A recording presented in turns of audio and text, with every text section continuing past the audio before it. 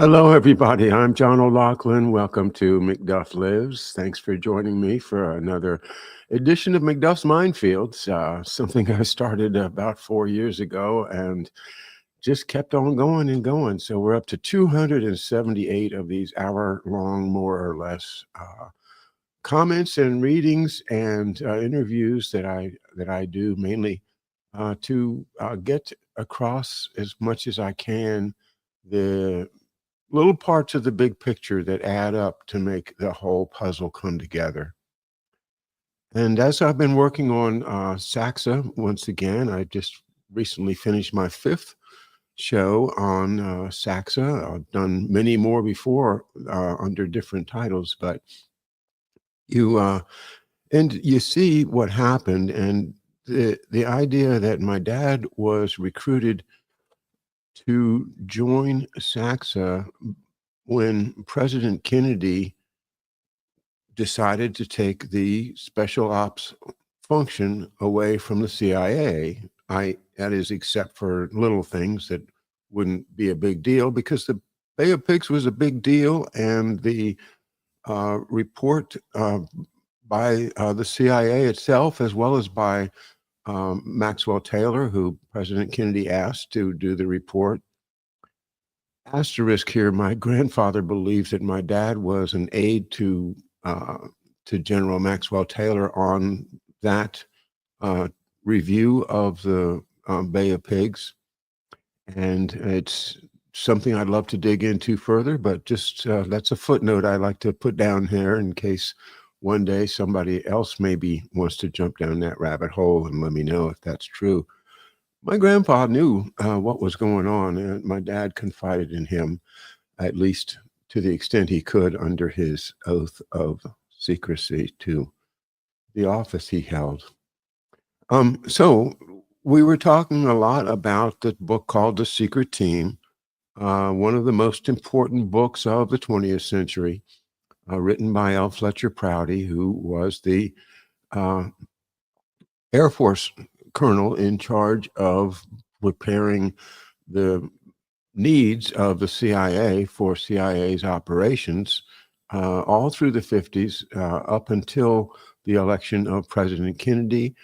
And then President Kennedy asked him to form a new aspect of the Pentagon called SACSA, Special Assistant for Counterinsurgency and Special Activities.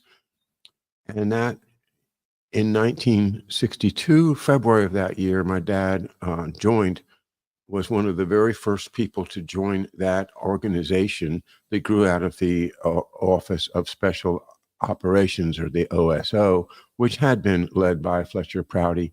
And Fletcher Prouty gives us the term the secret team. And the secret team is a team of people organized under the Allen Dulles regime at the CIA, reaching into all of the agencies of government, military, commercial, social, everything, to have a focal point in those agencies to which he could call upon for things that he needed done without having to go through channels, without having to create a paper trail, with an asset, a human asset there that can also put together physical assets like stocks of guns, other military machinery, things needed for a potential civil war or revolution in a small country where somebody notices a little communist influence, or perhaps just wants to support the takeover of the resources of the country by the dictator they in place. And that story, it's sickening that our government was doing it, but in a sense, our government wasn't doing it. It was the secret team doing it. Now, I will get back to Fletcher Prouty and his great work again soon and continue the story of Saxa, where we still haven't covered the death of President Kennedy in that series. So I'll be digging back into that, and who knows how many Saxa episodes I'll do. I will tell you this, a lot of great books that should mention Saxa don't. One of them I've been reading lately. It's a fantastic book. I just make again, a footnote that it doesn't mention Saxa, but this is a book by James Carroll, House of War, The Pentagon and the Disastrous Rise of American Power. He's the author of American Requiem, which I read from 2 or 3 weeks ago, and the son of Air Force General Joseph F. Carroll, the head of the DIA, while my dad was being recruited by the DIA to be the special ops planner for Saxa. Very, very interesting that I can dig into all this stuff. It takes lots of books. It takes focusing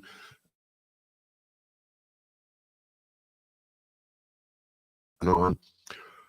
As regard to the continuation of the Sacred Team after the Saxa dies, Saxa's demise is in 1975, and their functions and operations are just given over to the Special Ops Division of the U.S. Army in 1975. That much I know. I would love to try to find the files and get a hold of my dad's files, but have to be careful and form that FOIA correctly.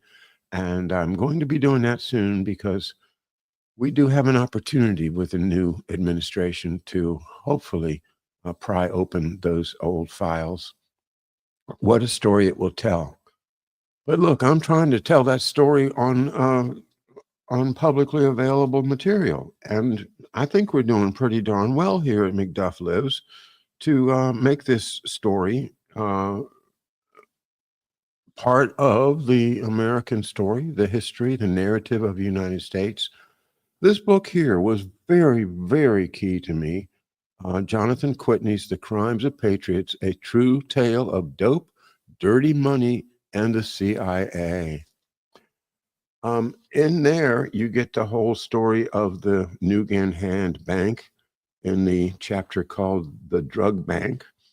And you'll find numerous references in here to General Leroy Manor, who we spoke of in the last show, being the Saxa at the time of my dad's death, that in 1971. And as the office itself had already been taken over by the CIA, we know that General Manor was part of the secret team. And did the secret team stop when Fletcher Prouty's exposition of it published in 1970? No way, no way. And this is why I think it's important that we now turn to another very, very important book. This one, The Great Heroin Coup, Drugs, Intelligence, and International Fascism by Henrik Krüger, the Danish author, published in Danish in 1975 and then in English. And this is the updated edition by Henrik Krüger, Jerry Meldon, and with a foreword by Peter Dale Scott. So I'm just going to pick up because, as I went through this book again last night, I realized that chapter 26 is called Off the Books Intelligence Operations and Outlaw Banks, the Secret Team Behind Iran-Contra. And so what I'm intending to show here is that the secret team behind Iran-Contra is the same secret team that took over Saxa and at the time of my dad's passing from metastasized cancer at the age of just barely 51 in 1971. Yeah, I am figuring this out. And you guys, thanks for being with me. The support, just knowing that you're out there, it's like the wind beneath my wings, to quote a popular song. It's my great pleasure to be sharing my mind fields, which I can collect all of these fields together and make a real solid case. The secret team behind Iran-Contra. Lieutenant Colonel Oliver North, CIA Director William Casey's man at the National Security Council, turned to a network of former intelligence and military officers to implement what became known as the Iran-Contra affair.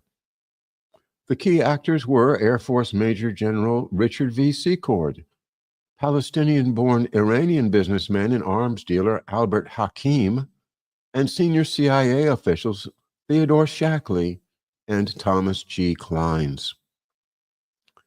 Shackley, of course, notorious, somebody that everybody, once you realize who he is, what he does, the blonde ghost, as Jefferson Morley points out, he's in the dirty work business.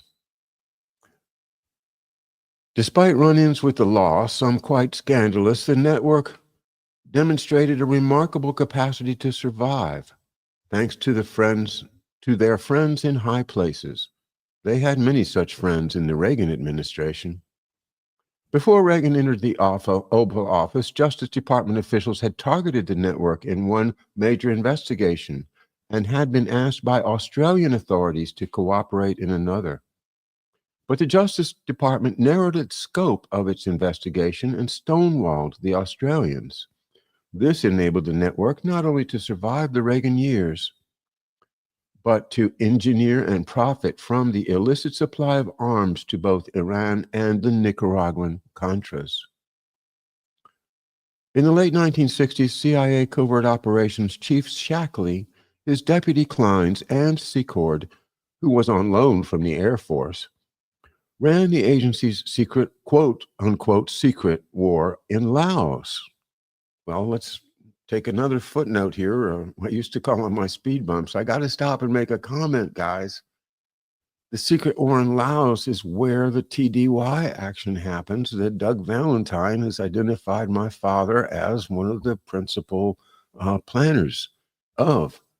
And so if you don't get the McDuff story yet, I mean, this is a story of somebody that Kennedy brought in to do something good, that saw Kennedy killed, saw the office taken over by the CIA, and when given an opportunity to strike back, well, read the book TDY by Douglas Valentine. I'm so thrilled to have had this wonderful relationship with Doug ever since we exchanged notes just a week ago. His health is troubling him. It's difficult for him. He's in and out of the hospital. Say a prayer for Doug and think about him. He's a great man. Doug Valentine.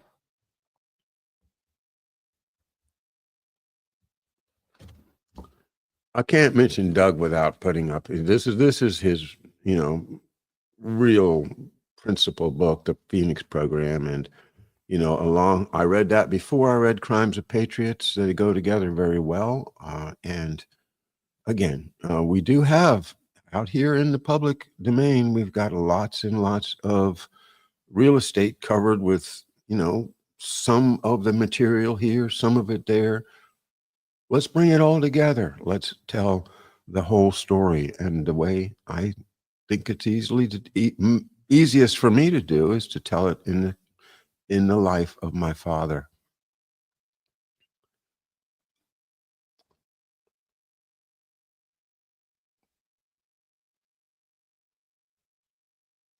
In the late 1960s, CIA Covert Operations Chief Shackley, his deputy Kleins, and Secord, who was on loan from the Air Force, ran the agency's secret war in Laos. Kleins was also the case officer for the CIA operative Edwin P. Wilson, who would later serve time for shipping explosives to Libya. In those days, Wilson's specialty was setting up commercial fronts around the world for the CIA, and making his fortune by turning the intelligence operations into money machines. After Shackley, Secord and Kleins returned from Indochina, they were frequently guests at Wilson's sprawling Virginia estate, where they mingled with senators, congressmen, generals, and admirals, At one point, Kleins sold Secord real estate. When that turned out to be a bad investment, Wilson bailed Secord out. When Wilson's employment was abruptly terminated in 1976 because of his proclivity to self-enrichment, Shackley reportedly appealed, unsuccessfully, to Wilson's boss at the time, the National Security Agency Director, Admiral Bobby Ray Inman. Dealing with Iran. But Wilson continued to ply his trade, which in the mid-1970s centered on weapons trafficking in the Middle East. Frank Turple, another ex-CIA employee who would be convicted of arms trafficking violations, introduced Wilson to Albert Hakim, who was making his first million selling American-made surveillance equipment to the arms-hungry, oil-rich Shah of Iran. The Shah was offered an ever-expanding menu of gadgetry and arms by U.S. corporations that, according to federal court documents, relied on middlemen like Hakim to stuff the right pockets, and on CIA and Pentagon representatives to authorize the weapons transfers. From 1975 to 1978, Richard Secord was the person who signed off for the Air Force. Secord worked directly under Erich von Marbod, who headed the Pentagon's Military Assistance Advisory Group, MAAG. The billions the Shah spent and the payoffs to and through the middlemen made Tehran a breeding ground for corruption.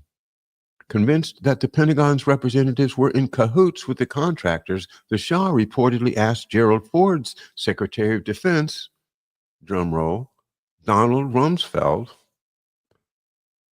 to fire MAG chief von Marbod, whom Rumsfeld's predecessor, James R. Schlesinger, had already reprimanded for spending weekends at a hunting lodge owned by weapons contractors. The U.S. ambassador to Iran, the former CIA director, Richard Helms, had reportedly told a visitor that he had, quote, never seen so many people out of control in the Pentagon, unquote. In July 1976, Helms asked the then CIA director and future 41st President George H.W. Bush to send CIA officials to Iran to hear the Shah's corruption charges firsthand. What CIA Director Bush did, if anything, remains unclear. In any event, Rumsfeld, who would reprise his defense secretary role under Bush's son, the 43rd President George W. Bush, did not fire Erich von Marbod. But by the time the 1970s drew to a close, enforcement authorities were zeroing in on the network. Their principal target was Wilson, whom Turple had introduced to Libyan insiders. Wilson was indicted in 1980 on charges that he had sold explosives to Colonel Muammar Gaddafi's armed forces. Pardon me a second.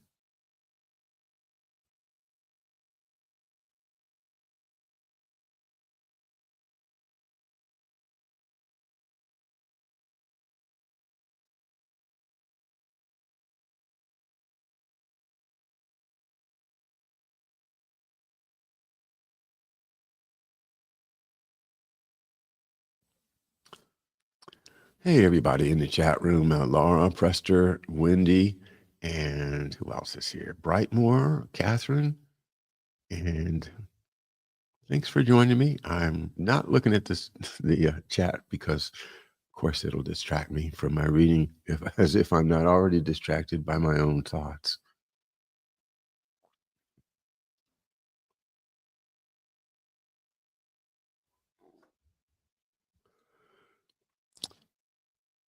He was also later charged with hiring a fellow inmate, who happens to be a federal informer, to murder 2 prosecutors, 6 witnesses, and his own wife at $50,000 a shot. We're talking about Ed Wilson. The CIA submitted an affidavit denying Wilson's claim that the agency had authorized him to sell Libya explosives, and he was sentenced to a total of 52 years in prison. However, when an appeals judge determined that officials within the CIA had doubted the truth of the agency's own affidavit, which had incriminated Wilson, He was released after serving 22 years. Meanwhile, between Wilson's arrest and his conviction, Australian enforcement authorities had been feverishly investigating another of his shady ventures, in which he apparently received his marching orders directly from Theodore Shackley. This particular scheme involved a mysterious bank that had been financing U.S. intelligence operations, including the subversion of the government of Australia, a particularly sensitive matter since Australia was a close American ally. The Nugan Hand Bank. The investigation began on January 27, 1980, when two Australian police officers who had been patrolling a backcountry road 100 miles from Sydney discovered the body of their compatriot, the 37-year-old Frank Nugan, who had been fatally shot through the head. By stumbling upon Nugan's body, the constables inadvertently unlocked a Pandora's box of bank fraud, the laundering of heroin revenues, and the secret operations of some of the U.S. military and intelligence officers who would become the nucleus of Reagan's CIA director, William Casey's secret team. On Nugan's slumped-over body, the Australian policeman discovered the business card of former CIA director William Colby. Of course, William Colby died, right over there, about 2 miles away from here on the Wicomico River shore, supposedly drowned in a canoeing accident. Right.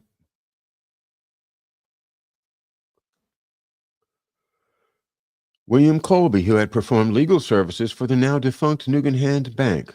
Colby had billed the banks $46,000 and was never paid. A check for his $10,000 retainer had never been cashed. Nugan's partner, Michael Hand, an American former Green Beret, had served under CIA agent Theodore Shackley in Indochina. For rescuing his Green Beret commanding officer and, quote, almost single-handedly holding off a 14-hour June 1965 Viet Cong attack, unquote, in the Central Highlands of South Vietnam, Hand received the Silver Star, the Purple Heart, and the U.S. Armed Forces' second highest decoration, the Distinguished Service Cross. According to investigative reporter Joseph H. Trento, by 1966, Hand was working for the CIA, helping opium-harvesting Laotian tribesmen ship their products via the agency's proprietary airline, Air America. Now, if you ever ask somebody like Secord or others that worked for Air America, I say Air America was not in the heroin transporting business, no. But Hand, what was his first name? Michael, wasn't it? Yeah, Michael Hand was running it. And all you had to do was make sure the pilots were looking the other way when you stuck this stuff in the plane. The fig leaf of plausible deniability is very, very thin in the case of Air America. But still they hang on to it, don't they? This is where we have to go. We have to break these facades and look at the truth.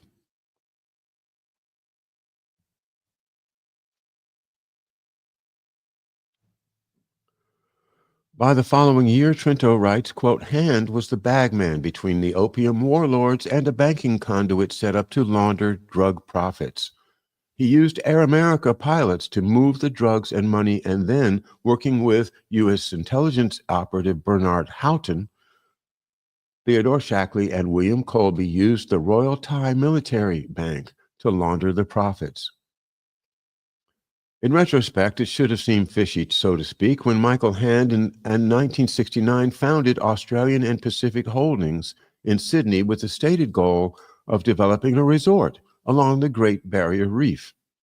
Of the 37 stockholders he listed, 4 worked for Air America, 1 for Continental Air Services, and 5 for, guess who? The U.S.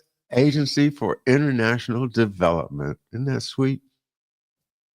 Employers that had at least one thing in common, providing CIA agents cover in Indochina.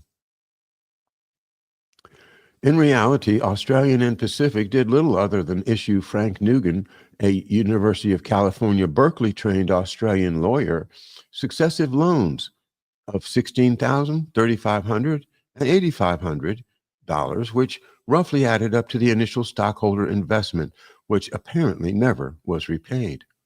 Still, that was small potatoes. That changed when Paul Hellawell's banking empire in the Bahamas collapsed after the Internal Revenue Service exposed its links to the CIA. Quote, so by the 1970s, according to Cntra, when the CIA needed another bank, Shackley and Colby turned to two of their Laos colleagues, Houghton and Hand. That was the period in which Nugan Hand Bank got increasingly involved in the financing of narcotics deals and laundering of the profits. The bank's clients in this line of business included the Australian Olympic sculling gold medalist, a former police detective, and former police detective Murray Riley. The police in 1978 collared Riley and 9 accomplices for shipping 1.5 tons of Thai, quote, Buddha sticks, unquote, a potent brand of marijuana. I think those Thai sticks were actually dipped in some opiates or something. It wasn't just marijuana, but that's my note.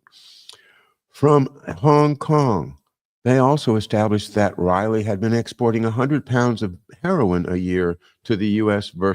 via Australia. Well, that's a much bigger deal, isn't it? 100 pounds of heroin to the U.S. So, if you don't think that the CIA was feeding drugs to our boys in the services and to our kids in the big cities and creating these drug gangs, and you got to take it. You got to take it in. You can't just deny it because, we're Americans and we don't do that. Well, these guys are Americans and they claim to be patriots too. In 1980, having begun a 10-year jail sentence, Riley appeared before an Australian Commission of Inquiry into the Nugan Hand Bank, which had gone belly up just around the time of Nugan's death. Riley testified that the bank had moved his drug money around the Far East. Moving drug money did not distinguish Nugan Hand from countless other banks worldwide, but Nugan Hand went one step further. In 1976, it opened an office in Chiang Mai, Thailand, the gateway to Indochina's Golden Triangle, which at the time was the world's leading source of the opium from which heroin is derived. According to Volume 2 of the June 1982 report of the Commonwealth New South Wales Joint Task Force on Drug Trafficking, all 512 pages of which are devoted to Nugan Hand, it was Michael Hand's drug trafficking client, Murray Riley, who in 1976 encouraged him to open up an office in Chiang Mai. The office was located in the same building and on the same floor as the U.S. Drug Enforcement Administration, the DEA. Does it get any weirder? Does it ever get, this stuff is just, it's right in your face. Okay? This is where I want to make another comment about going back to last Tuesday's show about Fletcher Prouty. Because what Prouty says is that in 1960, this secret team in embryo was already so well set up. They had 8 years of Dulles and Eisenhower's not looking to get it set up. That when Nixon was elected, they thought Nixon was going to win in 1960, and they were ready to come out. They were going to come out and say, well, we're just going to do it. And, Congress, you figure out a way to justify it, but we're doing what we're doing, and to hell with you, And that's the spirit of what's going on today, is that these things happen, and then, sure, right, we're going to expose the Jeff Epstein client list, right? Well, not exactly. And let's look at another shiny thing over here to distract you, because you can't expect us to just open up all our books, do you? We've got secrets, and So go away. All right. We're exposing the secrets here at McDuff Lives. This is my project, and I'm enjoying it.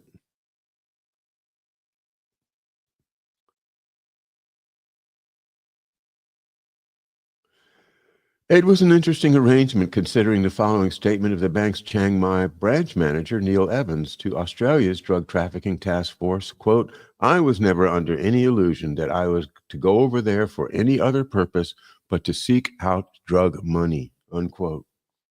Australian TV later interviewed Evans and sold the videotape to the American network CBS, which aired the interview in a September 1982 CBS Evening News broadcast with Dan Rather. In it, Evans states, quote, "We were to become the paymasters for the CIA around the world," unquote. Wow. So again, they're setting up their paymaster system based upon the Golden Triangle. They were doing it.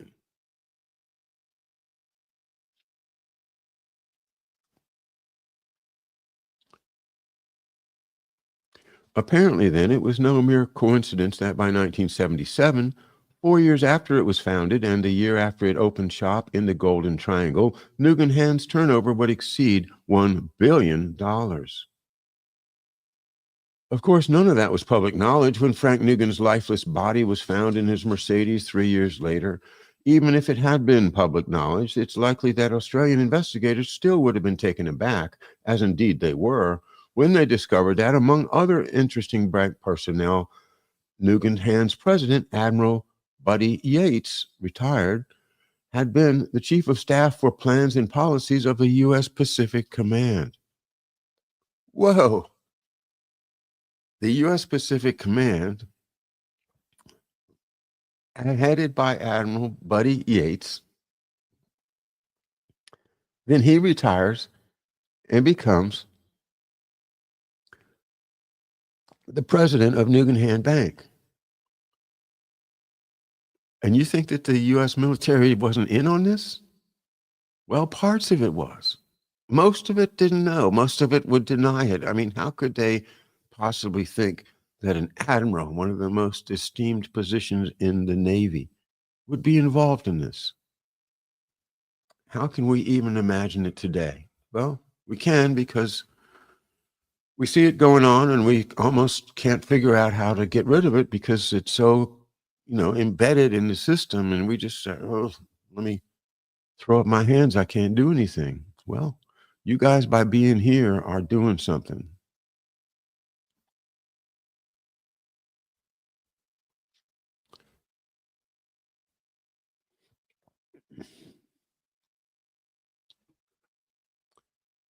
One of its branch managers, General Ed Black, retired, had been the Army Chief of Staff, also in the Pacific Theater.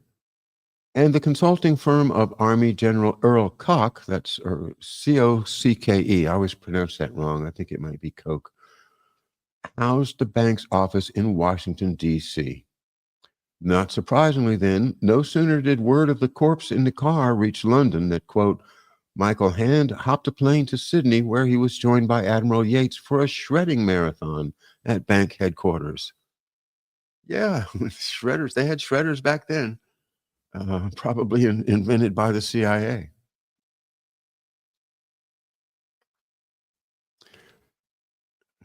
Okay, so they went to the office to shred.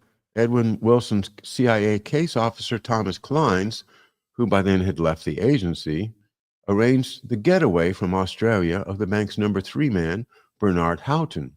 According to the Wall Street Journal reporter Jonathan Quitney, the man who had introduced Houghton to Clines was Richard Secord. Clines and Rafael Chichi Quintero, a CIA-trained assassin who would later help Secord and Clines run the Contra supply operations in Central America, reportedly dashed off to Nugan Geneva, Switzerland office to retrieve Houghton's belongings. After removing a particular document, Clines reportedly declared, quote, "We've got to keep Dick's name out of this," unquote, which Australian investigators took to mean Richard Secord. Stonewalling the Australians. When the Australians requested the assistance of the CIA and the Justice Department, they drew a blank. Despite the fact that the feds in the early 1980s, like their Australian counterparts, were hot on the trails of Secord, Shackley, and Klein's, Justice's stonewalling was understandable. The shady American threesome was too tied into the Reagan administration's covert Iran-Contra operations for the Justice Department under the Reagan crony Attorney General Edwin Meese. Remember, he liked to be called General Meese. To cooperate with an Australian investigation likely to blow the lid off of the White House's law-bending secret operations. The Justice Department, for the same reason, narrowed its own investigation into Edwin Wilson's allegation that Theodore Shackley, Richard Secord, Thomas Kleins, and Eric von Marbod had been Wilson's silent partners in a shady arms shipping venture. Wilson, in 1979, had lent Kleins $500,000 to start up Egyptian American Transport Services, Inc., a claim that Kleins did not dispute. EATSCO was then awarded $71 million in federal funds to ship arms to Egypt, a contract that Wilson and Kleins reportedly secured with a multi-million-dollar bribe of Egyptian President Anwar Sadat via his bagman and successor, Hosni Mubarak. The deal was approved by Eric von Marbod, Secord's immediate superior at the Pentagon then, and he earlier had been in Indochina and Iran. EATSCO was later charged with bilking the Pentagon for several $1 million. The company repaid $3 million. Thomas Kleins, who made $1 million on the contract, paid a wrist slap fine of $110,000. The more sinister angle remained Wilson's insistence that Kleins' silent partners, in addition to himself, had been Shackley, Secord, and von Marbod, the last two of whom were still government employees. All four vehemently denied Wilson's claim. Secord did send Kleins a check for $30,000 just after Kleins paid the fines. Secord claimed it covered an old loan. Be that as it may, Secord was relieved of his Pentagon duties pending investigation of Wilson's allegations. Okay, Frank Carlucci. You guys remember Frank Carlucci?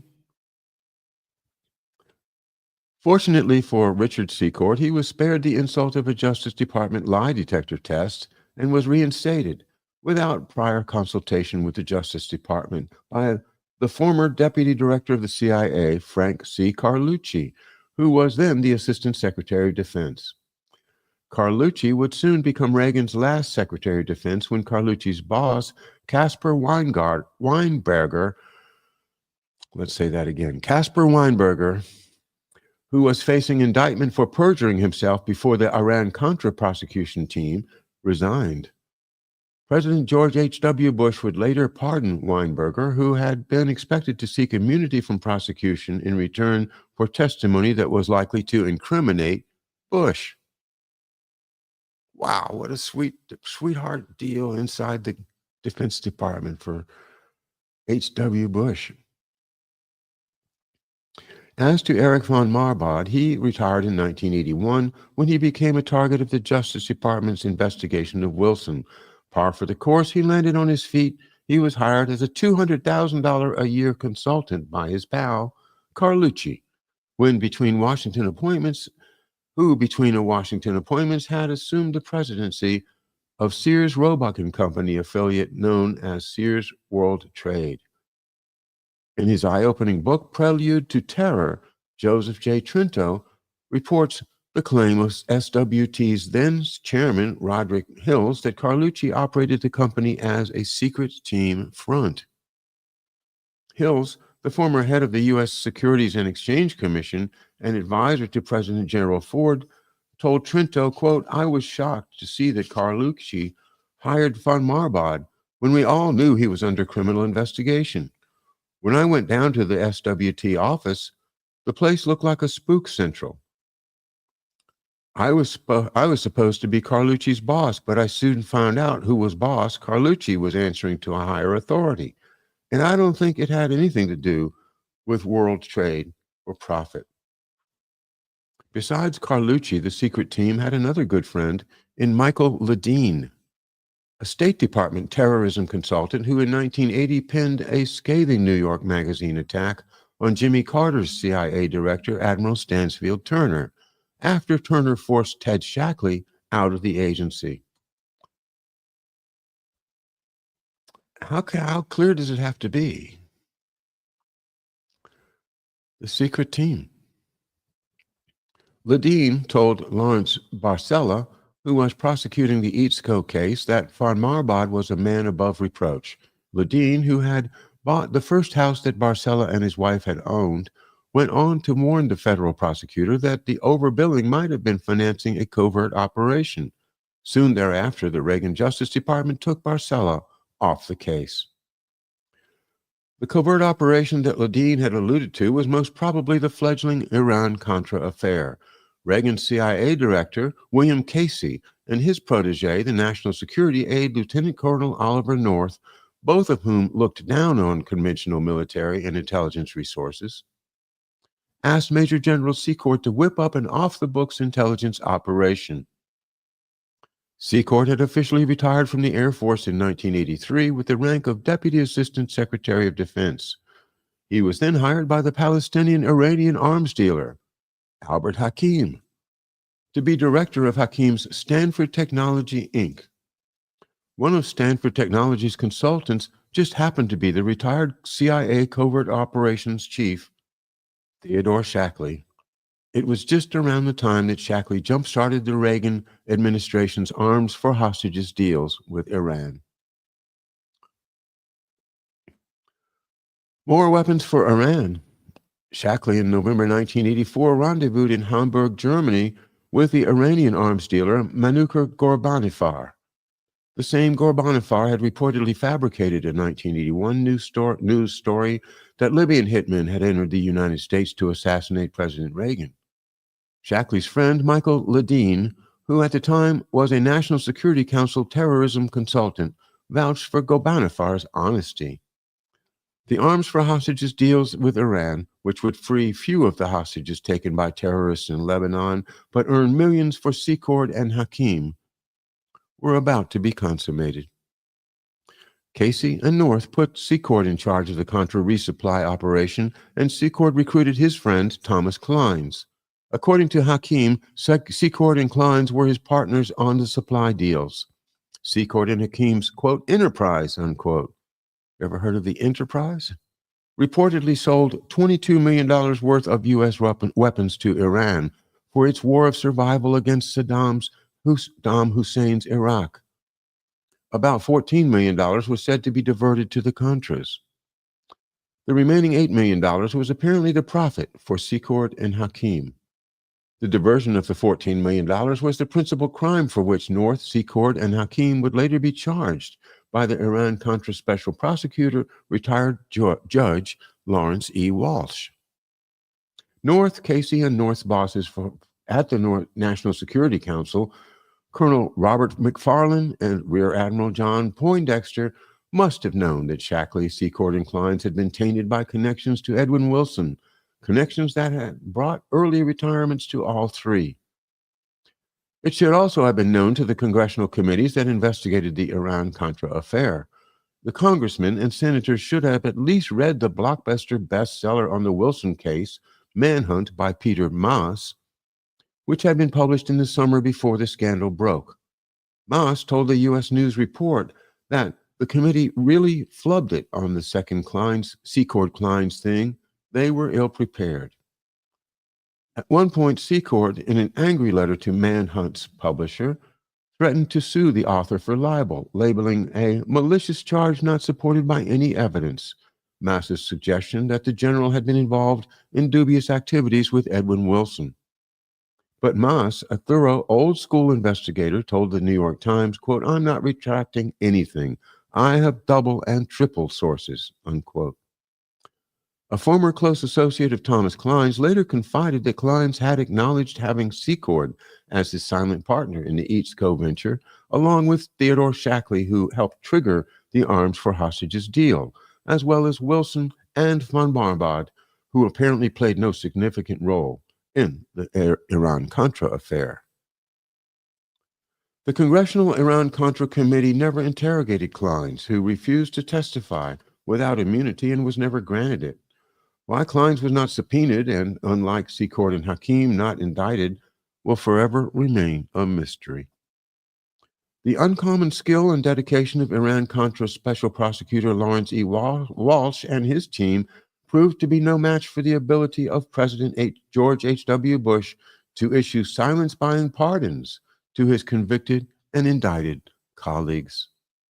Defense Secretary Carlucci also did his part to stymie Walsh. Carlucci was part of a 6-member panel of Reagan administration appointees that voted unanimously to withhold classified documents from the trial of Lieutenant Colonel Oliver North, the Iran-Contra point man for CIA Director Casey and the Reagan-Bush White House.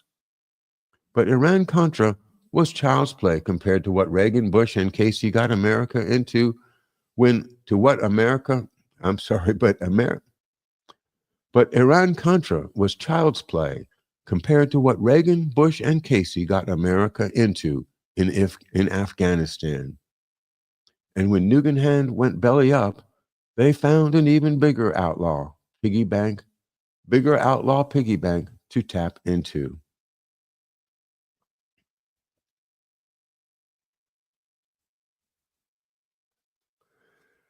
So the next part of this chapter is the Bank of Credit and Commerce International. The Bank of Credit and Commerce International, or BCCI. Well, I'm not going to go that far. I'm going to stop here because I just want to tie it all together. The secret team grew out of the CIA, which grew out of the National Security Act of 1947, which grew out of the mind of people like George F. Kennan, and became the vehicle of Allen Dulles, the Wall Street lawyer at Sullivan and Cromwell, along with his older brother, John Foster Dulles, who had been trading with the enemy during the World War II and the build up to it, and profiting from things like IG Farben and all of the arms business that supported Hitler. In other words, these people are simply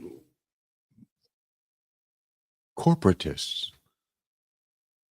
Everything becomes the property of this or that corporation, which are all tied together and have a kind of a cartel that creates whatever price they need and creates scarcity when scarcity is helpful to their political objectives, and controls people all around the world with taxes and fees and regulations that keep themselves in place. And those folks in this political environment that fall into the left versus right vision that, we're the good guys and they're the bad guys. Well, these are the pawns that are getting played constantly by the real bad guys, which are the guys that are running, that are behind the secret team, the ones that have all the money, that have amassed it all by trusts and cartels and corporate machinations, generally coming from the law firm of Sullivan and Cromwell over the period from 1860 to now.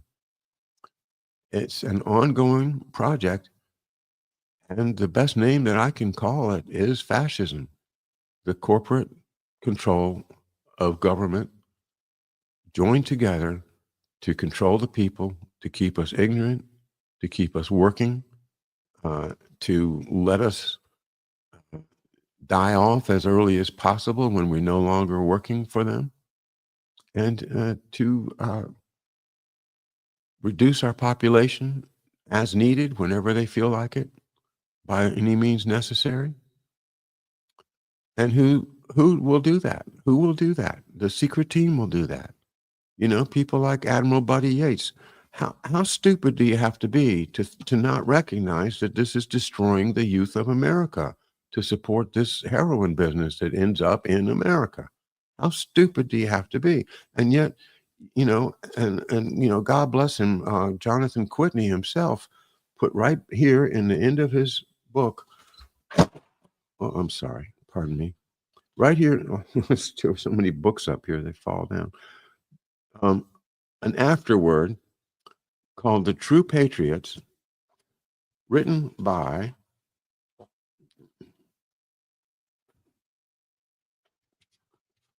let's see, I think it was Earl Koch that wrote it.